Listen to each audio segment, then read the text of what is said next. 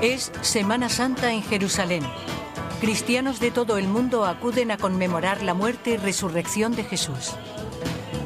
Pero hace 2000 años, cuando Jesús hizo su entrada en Jerusalén, ¿fue realmente aclamado por una multitud? No se preocupaban por Jesús. ¿Sudó sangre en el huerto de Getsemaní? ¿Le traicionó realmente Judas? No estoy seguro de que Judas fuera tan malo como se le ha descrito.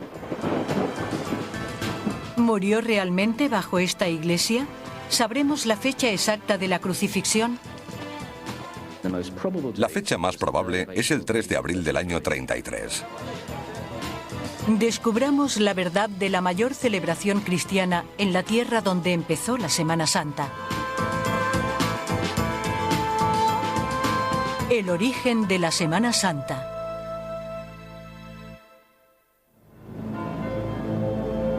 Jesús pasó los últimos momentos de su vida en Jerusalén.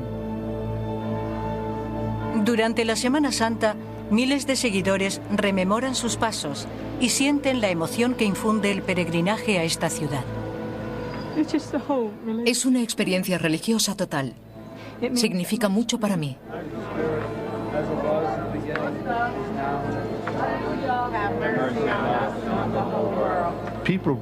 La gente quiere saber que su fe, sus creencias, están basadas en la realidad.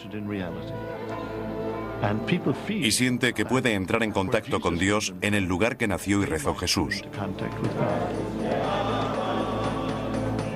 No pueden acercarse más a Dios que visitando el lugar donde creen que ocurrió la pasión, donde Jesús murió y resucitó por sus pecados. Una historia que comenzó hace 2000 años en la orilla oriental del Mediterráneo. La zona que comprende el moderno Israel estaba bajo dominio romano.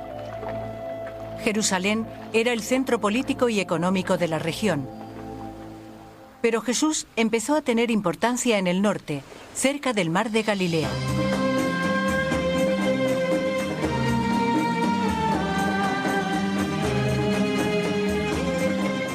Jesús fue una figura histórica real. Historiadores romanos y judíos contemporáneos le mencionan. Pero los detalles de su vida proceden de los evangelios del Nuevo Testamento. Escritos más de 100 años después de la muerte de Jesús, la mayoría de los eruditos creen que es una mezcla de historia y leyenda. Pero todos coinciden en que Jesús nació en Nazaret. Hoy la ciudad tiene unos 60.000 pobladores. En el año 30 no era más que un pequeño pueblo.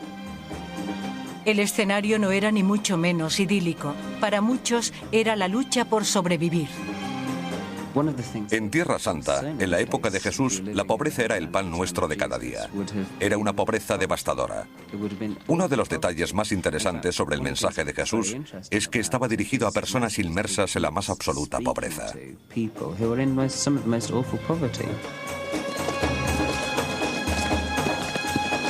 Los necesitados buscaban la salvación en profetas y figuras salvadoras. Gracias a otras fuentes, sabemos que hubo muchos predicadores y maestros del estilo de Jesús, pero no tuvieron la importancia histórica que él alcanzó.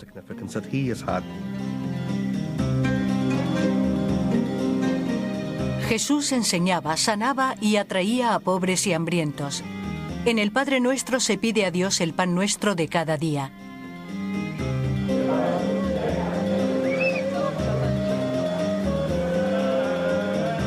Hoy sigue teniendo muchos seguidores, pero ¿qué hizo a Jesús de Nazaret ir a Jerusalén, como dice la historia? Para mí, el ministerio de Jesús en Galilea fue un fracaso. Reclutó a unos discípulos, 12 según nos han dicho, además de unas cuantas mujeres, pero nadie le entendió. Creo que fue a Jerusalén en busca de un público nuevo que pudiera entender su mensaje.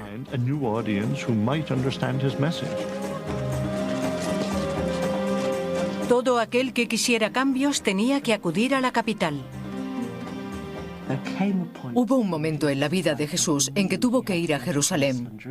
Era el centro del mundo judío y tenía que estar allí.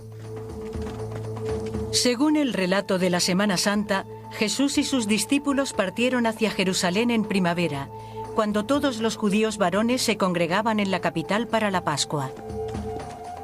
La ruta desde Galilea era bien conocida. La ruta más habitual para que los judíos de Galilea llegaran a Jerusalén era bajar por el valle del Jordán hasta Jericó. Por eso Jericó aparece tan a menudo en los evangelios, porque fue la vía por la que Jesús y sus discípulos llegaron a Jerusalén.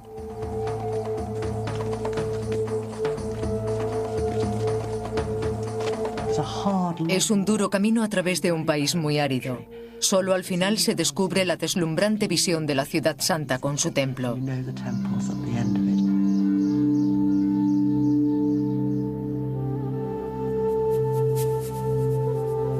El epicentro de Jerusalén era el Monte del Templo.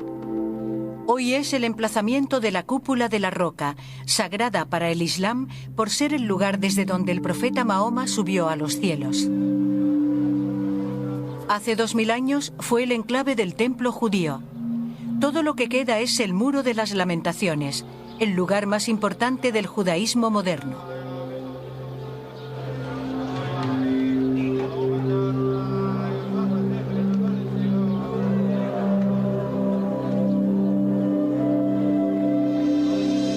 En tiempos de Jesús fue incluso más imponente, la sede del poder donde política y religión se entrelazaban. El templo de Jerusalén era el centro de la vida judía. Fue un lugar concurrido con el edificio más extraordinario del mundo. Era 2 veces más grande que cualquier templo de Roma.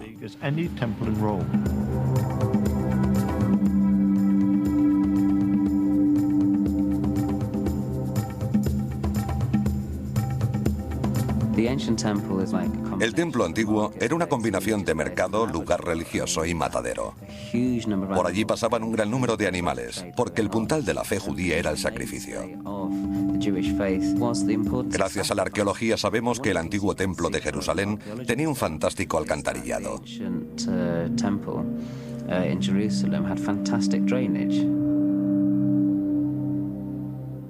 Los judíos solo contaban con este templo.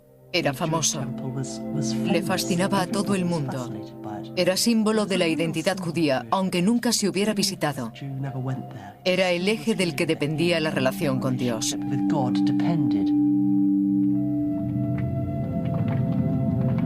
Pero en tiempos de Jesús, el templo estaba en peligro. Durante la ocupación romana, los líderes del templo solo conservaban su puesto apaciguando a Roma y manteniendo a las masas a raya. Los jefes del templo eran miembros conservadores de la aristocracia judía. Hicieron una especie de tratado de paz con los romanos, transigieron con ellos y funcionó bien. Pero provocó que los pobres, los marginados, los enfermos y los necesitados sufrieran. Alguien como Jesús, que atraía a la mayoría pobre, entraría en conflicto directo con los intereses de Roma y las autoridades del templo. Creo que sabía que iba a enfrentarse con la fuente de lo que él consideraba corrupto. El modo en que dirigían y administraban el templo personas que no llevaban el bien en su corazón.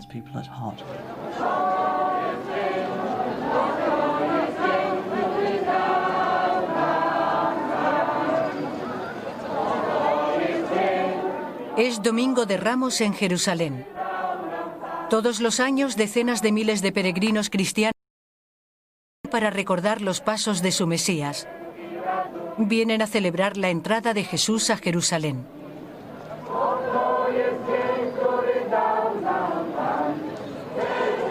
La mayoría de los cristianos creen que Jesús llegó a Jerusalén para enfrentarse a las autoridades del templo. Si fue así, la Pascua era una época del año arriesgada para hacerlo.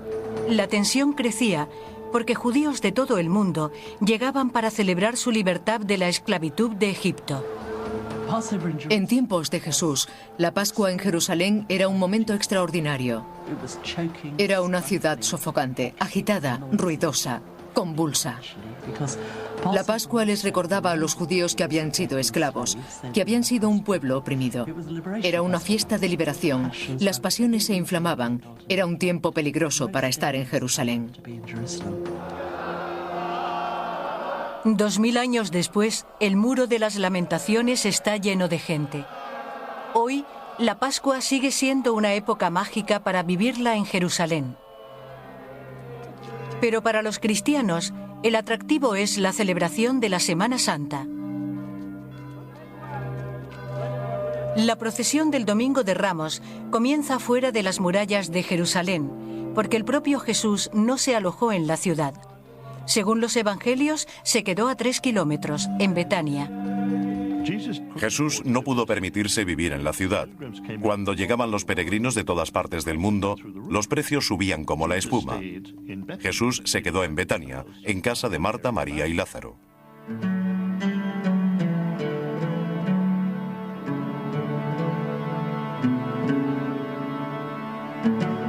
Como todos los lugares relacionados con el relato de la Semana Santa, la tumba de Lázaro es visitada y venerada por miles de cristianos. Lázaro fue el hombre que resucitó Jesús según cuentan los evangelios. Nunca sabremos si este milagro ocurrió realmente, pero algunos eruditos creen que el suceso puede ser una de las claves de la historia, porque pudo atraer la atención de las autoridades sobre Jesús y desembocar finalmente en su arresto y ejecución. Llamémosle milagro, entre comillas. La palabra se extendió muy rápido por toda la ciudad.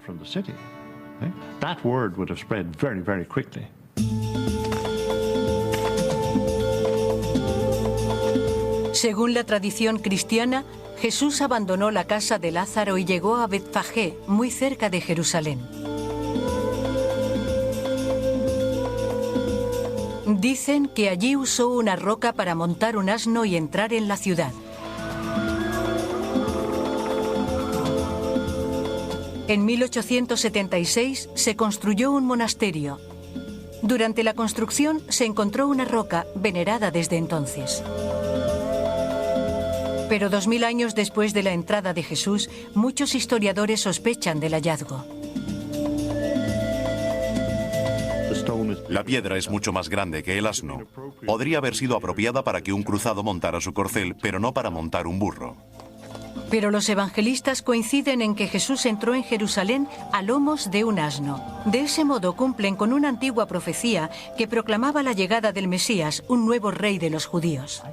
Quizá esas profecías influyeron en Jesús y él se limitó a asumirlas.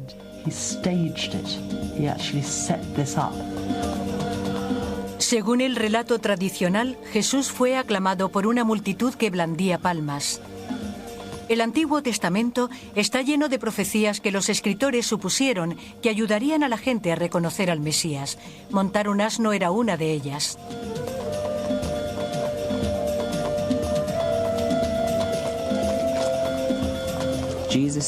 Parece que Jesús hizo un interesante alegato mesiánico, dejándose ver como una figura de gran importancia.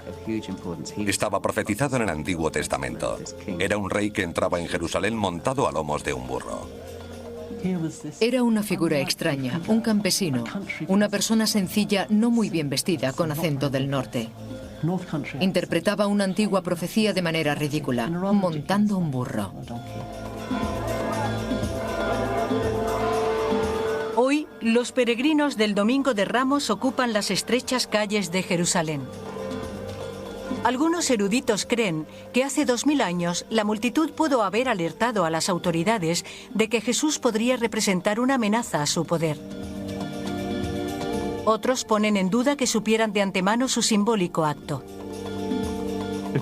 Si Jesús entró en Jerusalén a lomos de un burro, la reacción de la gente habría sido nula, porque en esa época decenas de personas llegaban así a Jerusalén. Había mucha gente que llegaba de los pueblos con comida para rezar en el templo. En Pascua la gente estaba demasiado ocupada para preocuparse de Jesús.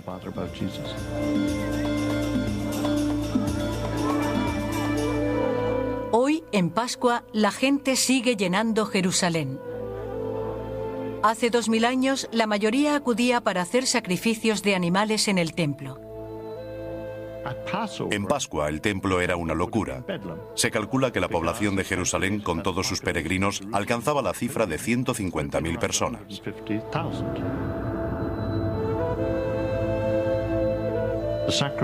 Los sacrificios que se ofrecían en el templo eran la pieza central de la religión judía. Sacrificaban de 15 a 25.000 corderos el mismo día. La forma de sacrificarlos era degollándolos y dejando que se desangrara. Los sacerdotes debían cubrirse de sangre hasta la cintura. Jesús se indignó ante el modo en que se administraba el templo. No por los sacrificios, sino por el impuesto de medio shekel que excluía a los pobres. El pago había de hacerse con monedas de plata, solo disponibles en los cambistas del templo, que se quedaban con una parte de cada transacción. Los judíos se veían obligados a cambiar monedas judías por monedas paganas, porque las autoridades del templo querían plata auténtica. Eso era una gran ofensa. Las autoridades del templo bajo control romano eran corruptas y ya no actuaban en beneficio del pueblo. Jesús vio que el concepto del templo se había degradado, se había corrompido. Creyó que Dios pensaría que el templo estaba haciendo más mal que bien y decidió hacerlo desaparecer.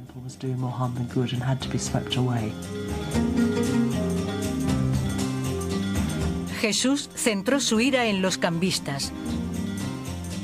Según los evangelios, volcó las mesas y expulsó a los mercaderes del templo en un ostensible acto de rebelión.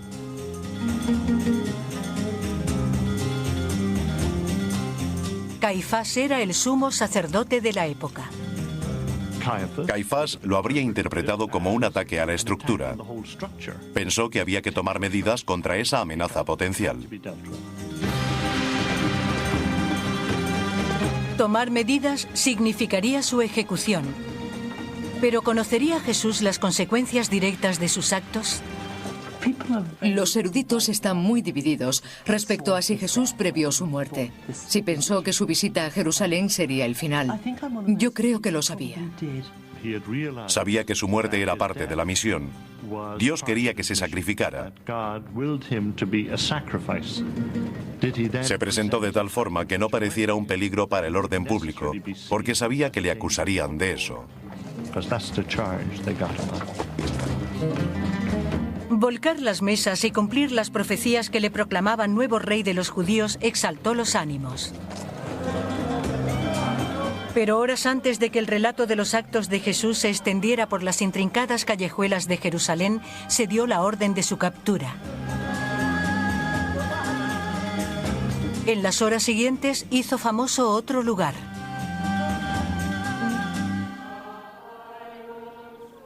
La iglesia del cenáculo domina el horizonte del monte Sión. Cerca hay una sala construida para conmemorar la última cena de Jesús con sus discípulos antes de su ejecución. Hoy, los peregrinos cristianos la visitan para recordar el anuncio de Jesús de su inminente muerte a sus seguidores.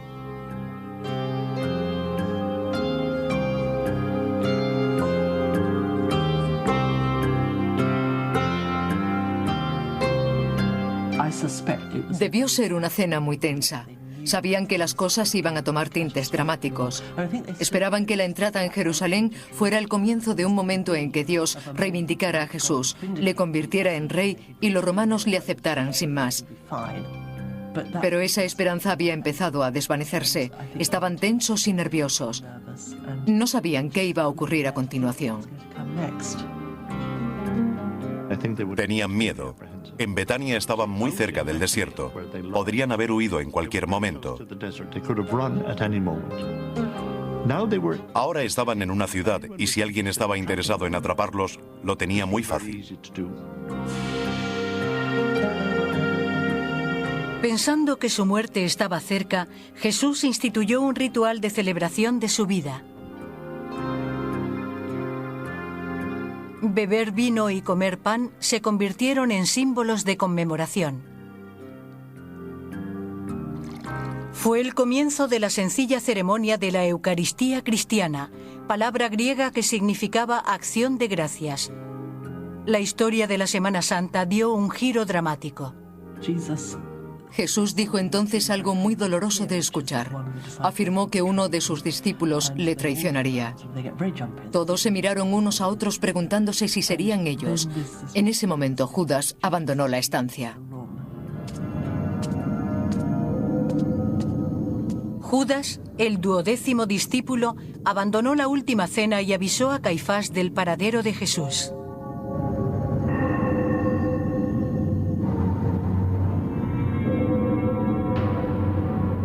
Según el Evangelio de San Mateo, consiguió 30 piezas de plata por la información. La emoción del relato de la última cena es demasiado dura de soportar para algunos peregrinos.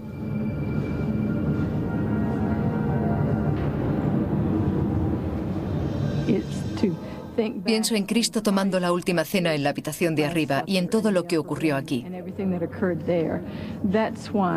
Es impresionante.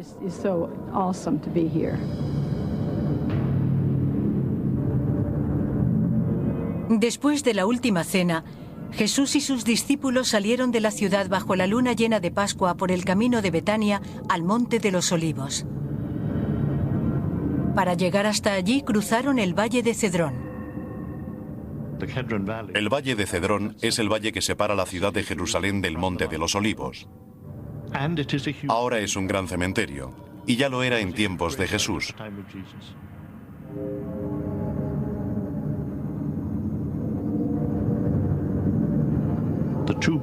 Dos grandes tumbas, la de Zacarías y la llamada Tiara de los Faraones, eran perfectamente visibles durante el recorrido.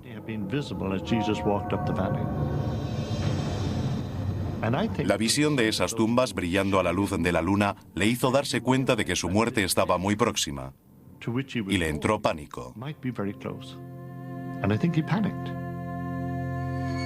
Según los evangelios, Jesús se detuvo a orar en lo que se convertiría en otro famoso lugar cristiano, el huerto de Getsemaní, en el Monte de los Olivos.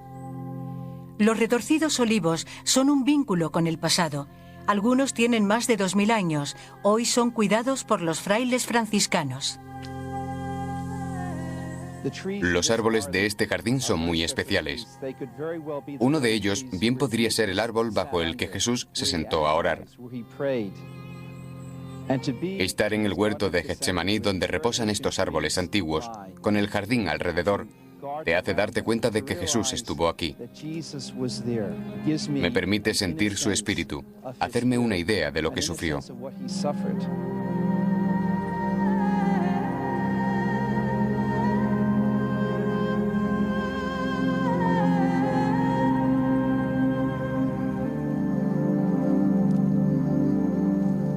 En el huerto de Getsemaní, Jesús se dio cuenta de que se enfrentaba a una muerte segura.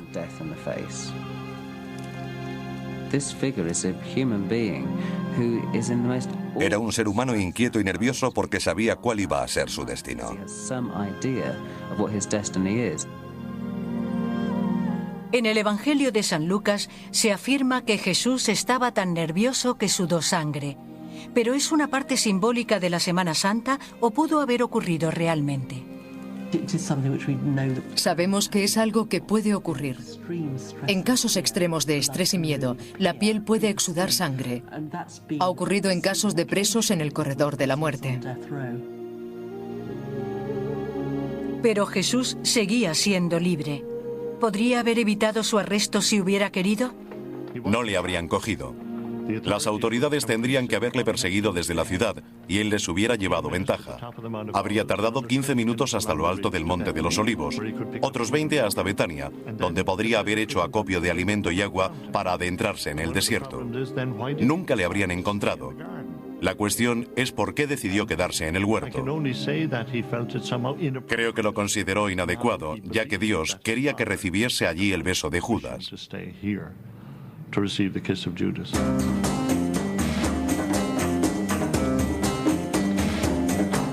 Los evangelios dicen que Judas guió a los soldados desde la ciudad a Getsemaní para prender a Jesús y que le traicionó con un beso. Pero ¿cuál es el significado del beso en la historia?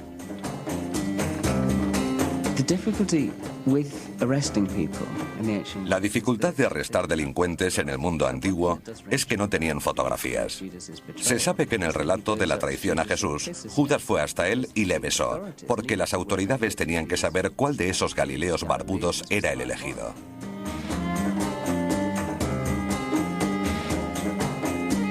Judas había sido el traidor, pero puede que su papel en la historia se haya distorsionado. No estoy tan seguro de que Judas fuera tan malo como se le describe. Algunas personas afirman que Judas fue el único que entendió realmente lo que iba a ocurrir y que tenía miedo de que Jesús de Nazaret terminara muriendo.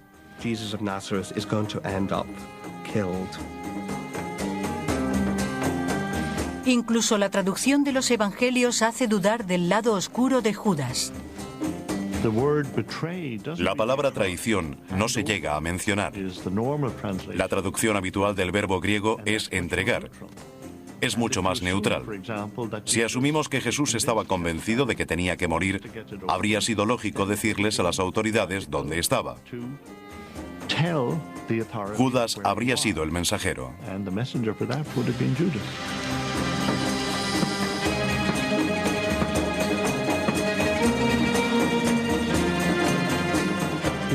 Hay una reciente teoría que dice que cuando fue a hablar con los dirigentes del templo, intentó establecer un último acuerdo entre Jesús y sus oponentes. Esta tarea le habría sido encomendada por el propio Jesús. Más que traidor, fue un intermediario. Esa fue la razón de que finalmente desapareciera y se suicidara, como nos cuentan los evangelios, porque no lo había logrado. En vez de hacer un trato, Jesús fue arrestado y llevado ante Caifás, el sumo sacerdote, y después ante el gobernador romano Poncio Pilatos para ser juzgado. Jesús terminaría en una cruz y Judas colgado de su propia soga.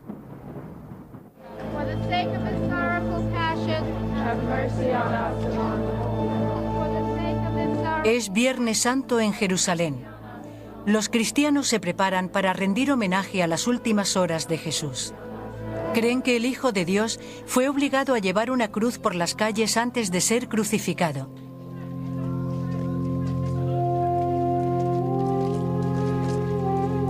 Pero, ¿por qué fue condenado a muerte? Muchos eruditos creen que los desórdenes públicos que desembocaron en la muerte de Jesús fueron los disturbios con los mercaderes y cambistas del templo. Yo personalmente creo que el catalizador fue la resurrección de Lázaro. Si Jesús resucitó o no a Lázaro es irrelevante. El simple rumor de que había devuelto la vida a alguien atraería a la multitud.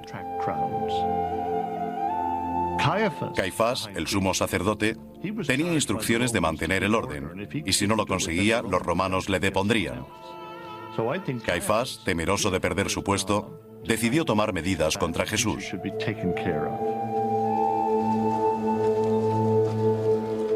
Pero las autoridades judías no tenían poder para ejecutar bajo el protectorado romano. Según el relato tradicional, entregaron a Jesús a Poncio Pilatos, el gobernador romano. Los romanos crucificaban a la gente como un elemento disuasorio. La crucifixión era una muerte terrible, espantosa. Uno de los mejores modos de mantener a la multitud a raya era crucificar a todo aquel que pudiera soliviantar a las masas y amenazar al poder. Las ejecuciones eran normales bajo el gobierno romano. Solían acabar incluso con los más pequeños levantamientos. En ese siglo crucificaron a muchas personas. Jesús no fue el único. Les linchaban a la menor oportunidad, y no creo que fuera nada del otro mundo para los romanos. Era como matar una mosca. Jesús no era una figura relevante, era una molestia, y había que deshacerse de él para dar ejemplo. Pero los evangelios culpan de la muerte de Jesús al jefe judío Caifás. Las autoridades romanas y judías estaban tan de acuerdo que es difícil dilucidar quién tuvo la última palabra en el juicio.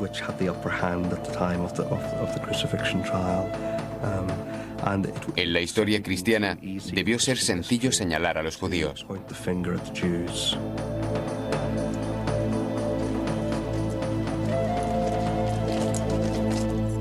Puede que los evangelios señalaran a Caifás para humanizar a Pilatos y hacer a la emergente religión cristiana menos ofensiva para la Roma pagana. Incluso dicen que Pilatos fue lo bastante generoso como para dar a elegir a los judíos entre salvar a Jesús o a un bandido llamado Barrabás. Pero ¿hay algo que sustente esta benévola descripción del gobernador romano? Desgraciadamente, los historiadores romanos nos cuentan una historia muy diferente. Hablan de un gobernador despiadado, incompetente y corrupto, tan digno de lástima, que terminó muriendo de manera miserable en el exilio. No creo que Pilatos tuviera ningún interés especial en liberar a Barrabás.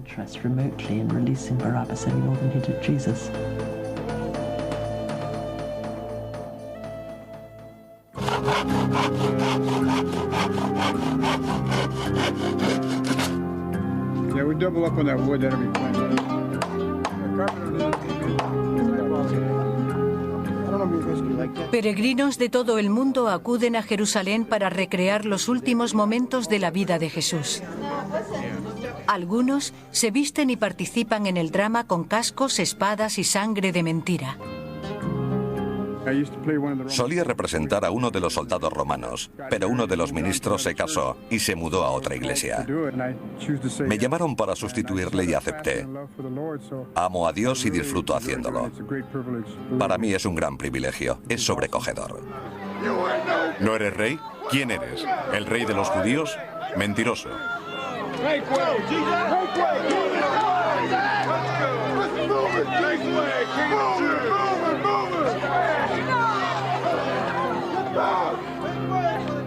Recorren la Vía Dolorosa, el Vía Crucis, el camino que siguió Jesús hasta el lugar de la crucifixión. A 2 metros bajo la actual Vía Dolorosa está el pavimento original de la ciudad en tiempos de Jesús. En cada piedra que tocas se siente la presencia de Jesús. Su espíritu inunda cada calle, cada callejón de la ciudad de Jerusalén. Los peregrinos recorren durante horas las estrechas y atestadas calles, pero ¿hay alguna prueba de que fuera la vía que siguió Jesús? No sabemos qué camino tomó. La ruta fue inventada en la Edad Media por monjes franciscanos que quisieron recordar la historia de la cruz y permitir a los peregrinos que la recorrieran.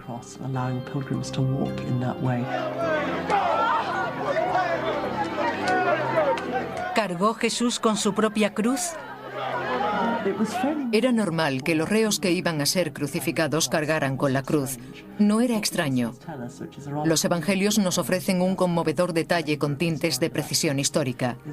Parece ser que la carga era demasiado pesada para él. No podía con ella. Por eso recibió la ayuda de un transeúnte que cargó un rato con la cruz.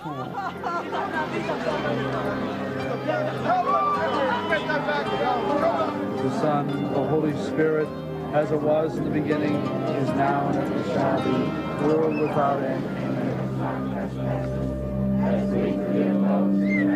A lo largo de la Vía Dolorosa, los peregrinos se detienen en las estaciones, lugares de gran importancia en el recorrido de Jesús hasta su muerte. En la ruta actual hay 14 estaciones.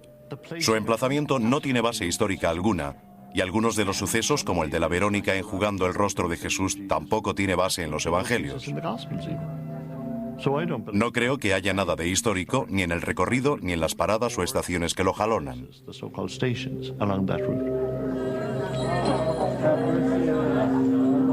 Pero para muchos peregrinos lo que importa es su fe en la historia. Pisar por donde pisó mi Salvador, aunque no sea exactamente la misma ruta, estar donde Él estuvo y recorrer el camino es un privilegio. La emoción que siento es sobrecogedora.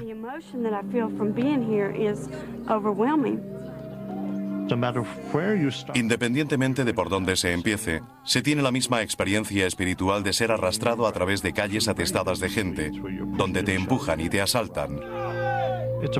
Es una forma de sufrimiento que les ayuda a asociarlo con las huellas de Jesús.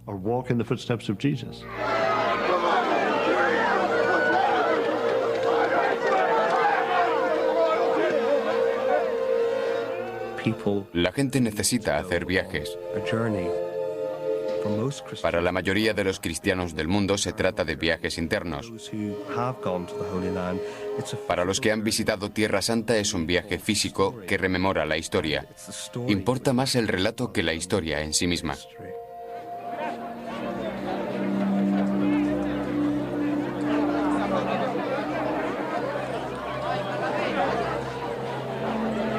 En el relato tradicional de la Pasión, Los últimos pasos de Jesús se localizan en las 5 últimas estaciones de la cruz, donde fue atado, clavado a la cruz, muerto, ungido y enterrado. Hoy estas estaciones están cubiertas por la iglesia del Santo Sepulcro. A diferencia de otras estaciones, la mayoría de los historiadores coinciden en que es el auténtico emplazamiento de los acontecimientos. La tradición dice que la crucifixión ocurrió en la roca de una cantera extramuros de la ciudad, el Gólgota o lugar de la calavera.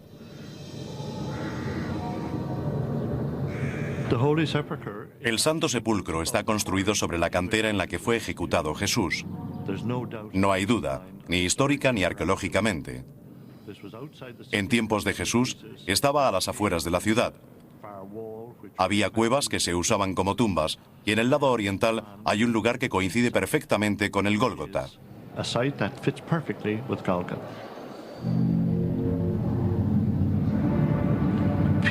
Sobresalen unas piezas de roca.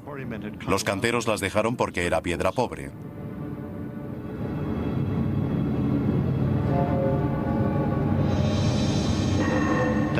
Puede que se vean formas de cráneos. Las grietas indicarían los lugares en los que se clavaron las cruces.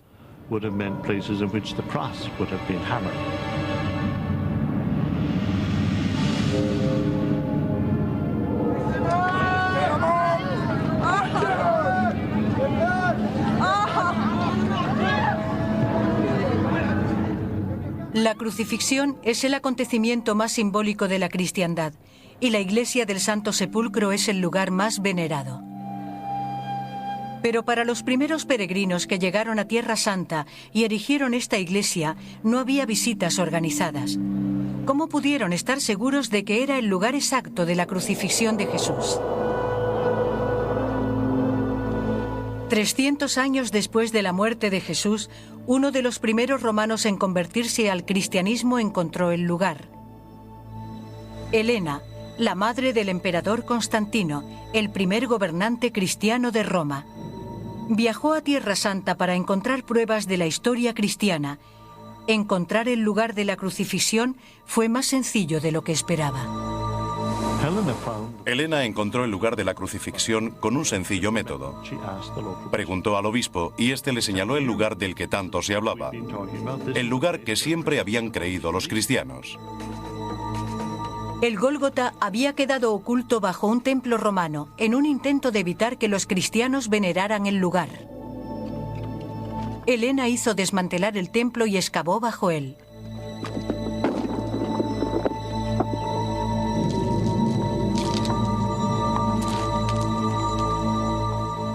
La leyenda dice que encontró los restos de una cruz de madera que terminó de convencerla de que era el Calvario, el lugar exacto de la crucifixión.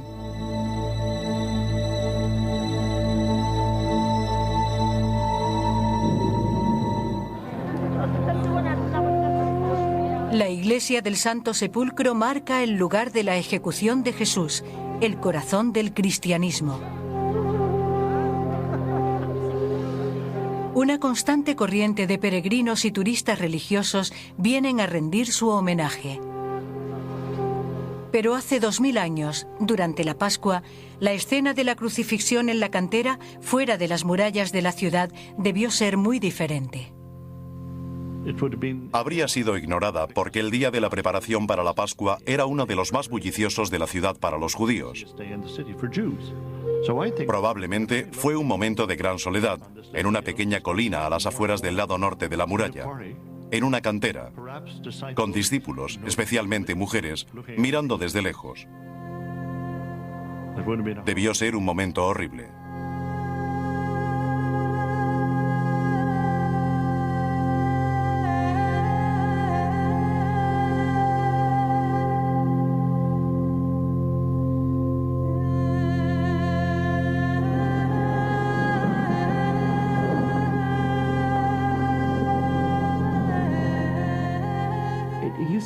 Se cree que murió de asfixia.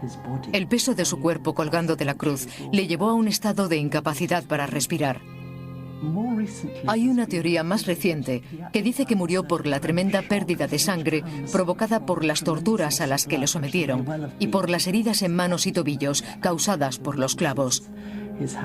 Pero sí sabemos que murió antes que los ladrones que crucificaron con él. Porque cuando los soldados romanos llegaron para rematarle, Jesús ya estaba muerto.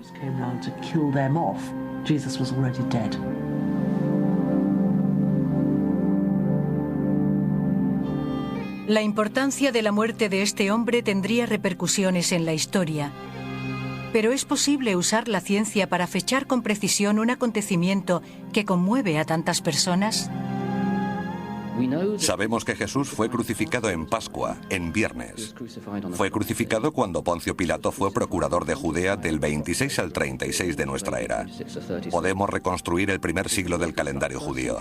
La fecha que coincide con estos tres criterios fue el 3 de abril del año 33.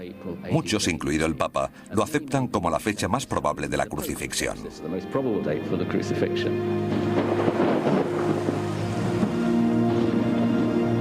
Según los evangelios, incluso el cielo marcó la muerte de Jesús.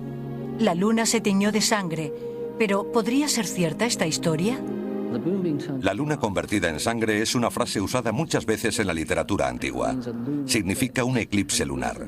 En un eclipse lunar, la luna está aquí, la tierra aquí y el sol aquí. Los rayos del sol que alcanzan la luna forman el extremo rojo del espectro. La luz reflejada en la tierra se vuelve roja. Por eso en los eclipses lunares, la luna suele aparecer color rojo sangre. Podemos calcular los eclipses visibles desde Jerusalén. Hubo un eclipse lunar visible en Pascua que ocurrió el 3 de abril del año 33. Esta también es la fecha más probable de la crucifixión, por lo que creo que la historia que cuentan es cierta.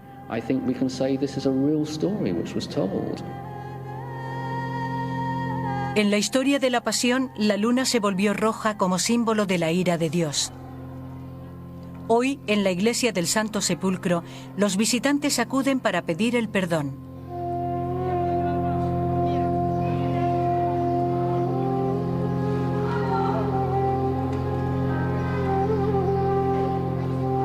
Algunos vierten agua sobre la piedra donde creen que ungieron el cuerpo muerto de Jesús y lo envolvieron en un sudario.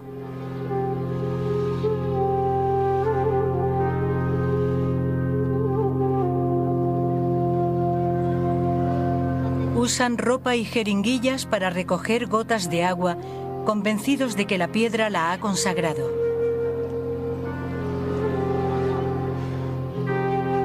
Los evangelios dicen que el cuerpo de Jesús fue depositado en una cueva cercana que sirvió de tumba. Bajo la cúpula principal de la iglesia del Santo Sepulcro hay una estructura muy ornamentada. Es la tumba de Jesús, construida sobre la cueva donde se cree que fue enterrado Jesús.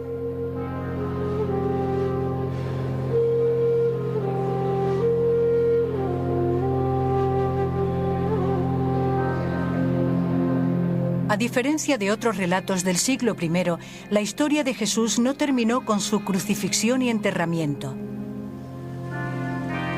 El domingo después de la muerte de Jesús, unas mujeres fueron a ocuparse del cadáver. Pero según los evangelios había desaparecido.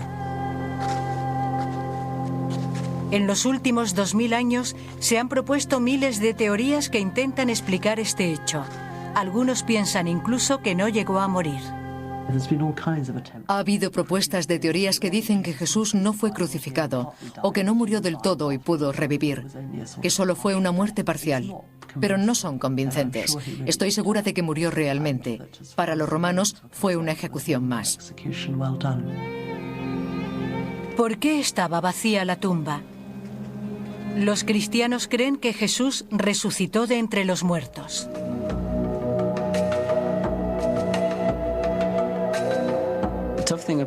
Lo más difícil de la resurrección es intentar darle sentido desde un punto de vista moderno y científico. Pero no se puede. Lo único que podemos hacer es confirmar los datos que tenemos. Jesús murió, fue enterrado, y la gente le vio o creyó verle porque hubo apariciones.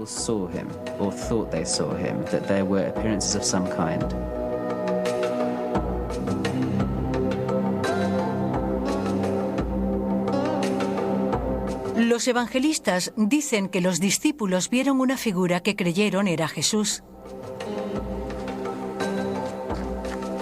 Pero los afligidos suelen imaginar haber visto o escuchado a sus seres queridos. Algunos tienen alucinaciones en las que creen hablar con los muertos.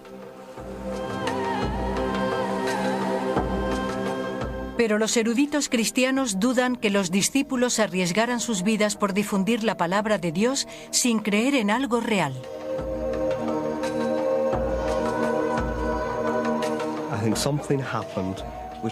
Creo que ocurrió algo tan extraordinario que hizo que los discípulos, en vez de regresar a su pacífica existencia en Galilea, decidieran formar la iglesia en Jerusalén, así como extenderla por todo el mundo.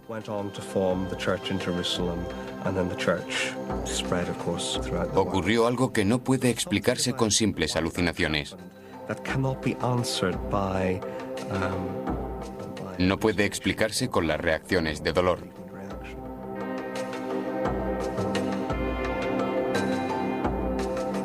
¿Hay algo en la ciencia que pueda arrojar luz sobre la resurrección? Con el conocimiento científico actual no podemos explicarla. Puede que nunca sea posible. Por eso debemos pensar que la resurrección es algo en lo que se cree por la fe. Si Jesús fue el Hijo de Dios y la muerte no pudo con él, la resurrección ocurrió porque Jesús era el Hijo de Dios.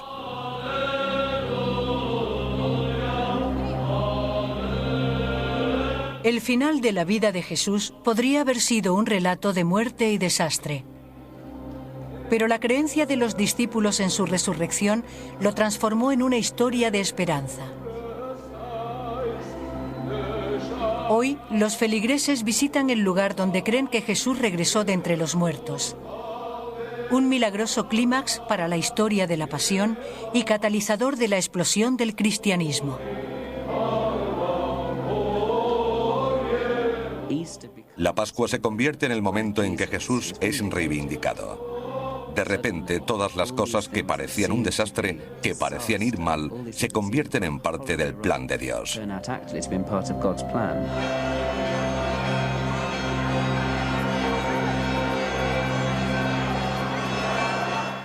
El mensaje de esperanza contenido en el relato de la pasión provocó un impulso imparable.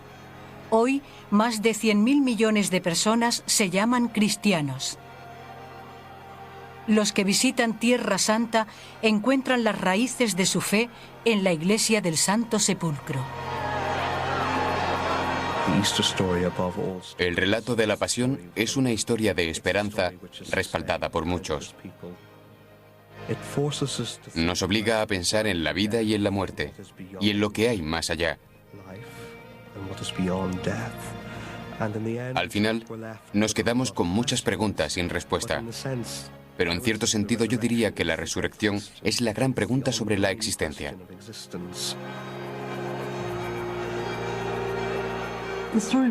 La historia de Jesús ha forjado la conciencia del mundo occidental y de alguna manera de todo el mundo porque se ha extendido con notoriedad.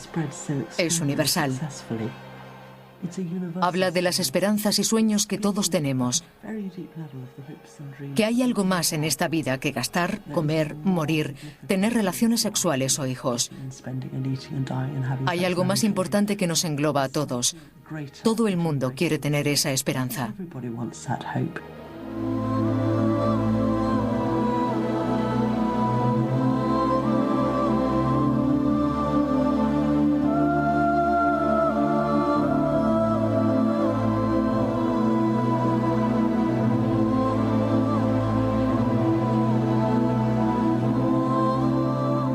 Es Semana Santa en Jerusalén. Para la comunidad cristiana es la semana más importante del año. La creencia de tantos continúa afirmando el poder de una ciudad donde la muerte de un hombre dio vida al cristianismo. Todo empezó aquí, en Tierra Santa.